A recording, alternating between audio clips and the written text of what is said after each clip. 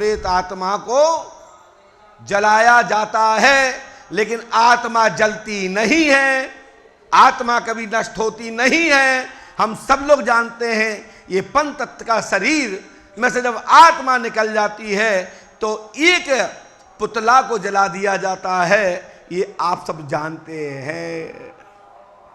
यदि आत्मा ही प्रेत आत्मा सभी जल जाएं तो फिर पृथ्वी पे आत्मा ही ना बचे, आत्मा ही ना बचे।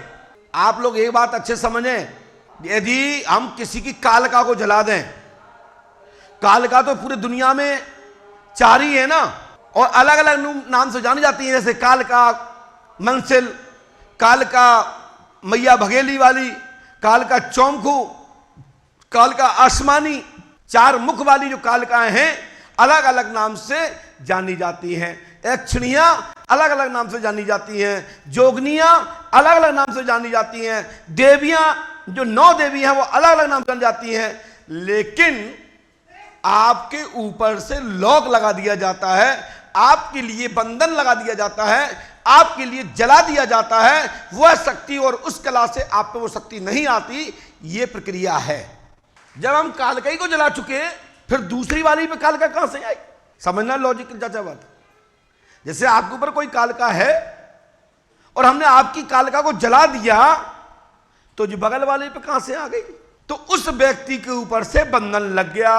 ऐसे समझें कि 4 मरीज पड़े हों और अलग अलग प्रकार की बीमारी वाले हैं, दवा से ठीक हो जाते हैं, उस दौरान वो बीमारी लॉक हो जाती है, उसको क्षमता मिल जाती है लड़ने के लिए, अपने अंदर से एंटी बॉडी के द्वारा जो बनाई जाती है दवा के माध्यम से वो बीमारी दब जाती है।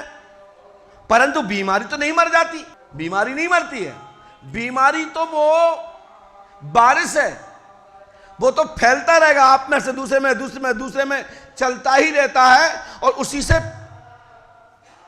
अलग अलग तरीके से, जैसे हमारे यहां वर्ण संकरता फैलती है, ऐसी बीमारी के एक दूसरे लक्षण से अन्य अन्य बीमारियां भी उत्पन्न हो जाती हैं। इसी प्रकार से भूतों का भी डेवलपमेंट होता रहता है, भूतों की संख्या भी बढ़ती रहती है। जैसे कि हमारे यहां आज इतनी आबादी हो गई, क्या इतनी आबादी पहले थी? और पुराणों को पढ़ते हैं तो आज की आबादी कम पड़ती है। जब पुराणों का अवलोकन करते हैं तो आज की आबादी कम हो जाती है, क्योंकि अरबों की संख्या में पूर्व में लिख चुके हैं कि इतनी लोग मारे गए बड़े बड़े युद्धों में। तो हम जो बात कर रहे हैं वो लॉजिकल और शास्त्र पुराणों के साथ बोल रहा हूं। तो कुछ लोगों का मत होता है कि गुरुजी आपके यहां आए, हमारे कितनी प्रेत आत्मा बची? तो आपके ऊपर से हटा दी गई हैं, आपके ऊपर से खत्म होती जा रही हैं, वो पंच अखाड़े में समाहित हो जाती हैं और वही आगे चल करके दूत बन जाते हैं जो सेवा में मिलते हैं। जैसे मेहदीपुर में मिलते हैं, मेहदीपुर में मिलते हैं, कितने लोग जाते हैं मेहदीपुर? कितने लोगों के यहां दरबार है मेहदीपुर के? उनके यहां जिन पे प्रेत बाधा थी उनकी प्रेत बाधा खींच ली गई और पॉजिटिव शक्तियां आपको मिल जाती हैं रक्षा करने के लिए। और दरबार के लिए वही पॉजिटिव शक्तियां होती हैं जो वहां बंधन में हो जाती हैं और वो प्रायश्चित कर लेती हैं। वो कहती हैं कि भविष्य में हम किसी का बुरा नहीं करेंगे, अब मैं अच्छा करूंगा। जिस लिंग की जो आत्मा होती है वो आत्मा धीरे धीरे धीरे पवित्र हो जाती है और दूसरों का भला करने लगती है। यही मेहदीपुर शाखा का नियम है। और उसी प्रकार से पंडोखर धाम श्री हाथीमान महाराज के यहाँ जो गद्दी के दूत भी हैं, तो इस प्रकार के दूत आपके सेवा करते हैं, आपकी रक्षा करते हैं।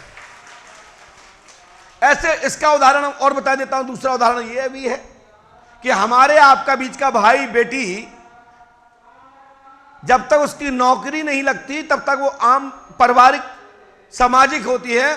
उसके बाद वही व्यक्ति यदि शासकीय गवर्नमेंट पदाधिकारी हो जाता है तो वो घर की चिंता त्याग देता है, समाज की और जनता की ओर उसका ध्यान आकर्षित होता है और वो कार्य करने लगता है, वहाँ बेमनुष्यता छोड़ देता है और वहाँ कार सेवा करता है। उसी प्रकार से यह प्रेतात्मा भी वही काम करती है, तैनात हो जाती है। और फिर जिस परिवार की, जिस कुटुंब की जो शक्तियाँ होती हैं वो एक समय पर छुट्टी आती है, अपने परिवार का काम करती हैं और जब ड्यूटी चढ़ते हैं तो वहाँ के लोगों के लिए काम करने लगती है।